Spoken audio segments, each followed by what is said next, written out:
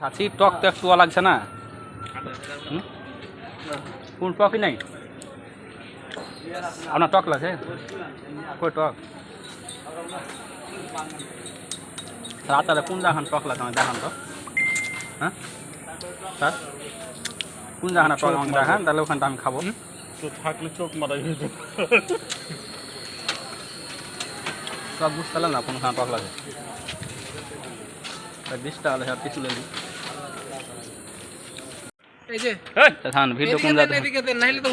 দেখেন এখন আমরা মরিচ চা খাবো। মরিচ চা এটা কি চা এটা এটা এটা হয়েছে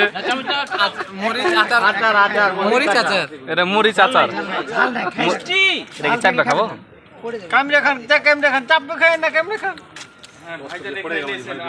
টক লাগছে কামড়াছি তো টক লাগছে টক লাগছে তাহলে মরিচের বিচি ফেলে দিয়েছি না টক লাগছে মেম্বারকে দেন ঝাল আছে না তো ঝাল নাই। আরে ঝাল কি কোনো ঝালই নাই মরিচের ঝাল থাকলে আর মরিচ করে কোনো ঝাল নাই সম্পূর্ণ টক। স্যার এবার মরিচ নেন স্যার মরিচ নেন একটা। আমরা বগুড়াতে এসে মরিচ চা খাইছি।